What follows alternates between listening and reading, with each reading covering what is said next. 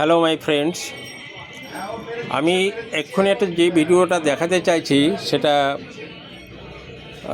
আপনার হোমিওপ্যাথির এক বিশাল সাকসেস বা সার্থকতা এবং হোমিওপ্যাথি ওষুধ খাওয়ার ফলে কত দ্রুত একটা রোগী আরোগ্য হতে পারে তার একটা প্রমাণস্বরূপ এই ভিডিওটি করা। এই ভিডিওটির মাধ্যমে আমি দেখাতে চাই অ্যালোপ্যাথির অকর্মণ্যতা, অর্থাৎ যারা অ্যালোপ্যাথিতে প্রচুর বিশ্বাস করে বা হোমিওপ্যাথির সম্বন্ধে যাদের সম্যক ধারণা নেই বা হোমিওপ্যাথিকে অবহেলা করে যে হোমিওপ্যাথির মাধ্যমে দুরারোগ্য রোগগুলো সারে না, এই যাদের ভ্রান্ত ধারণা তাদের উদ্দেশ্যেই এই ভিডিওটি করা। সামনে যিনি বসে আছেন এই রোগীর মুখেই শুনব তার অতীতের কি বড় ধরনের যে রোগ বা ঘটনাগুলো ঘটেছিল সেটাই শুনবো এই রোগীর মুখ দিয়ে। দাদা, আপনার নাম কি? বিমল সর্দার। আপনার বাড়ি কোথায়? হাটগাছি। আপনি আজ আমার এখানে অর্থাৎ হোমিওপ্যাথির চিকিৎসার জন্য আমার চেম্বারে এসেছেন।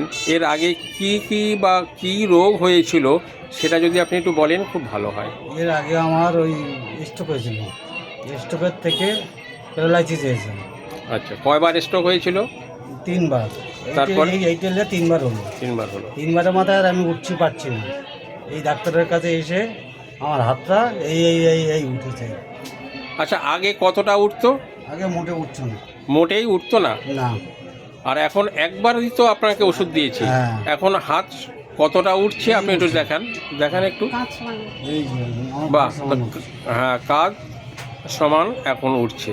তাহলে আপনার প্রমাণ বা বিশ্বাস হলো যে হোমিওপ্যাথির মাধ্যমে দুরারোগ্য রোগ সারে এবং আপনি আগের থেকে অনেক ইমপ্রুভমেন্ট এবং অনেক ভালো আছেন।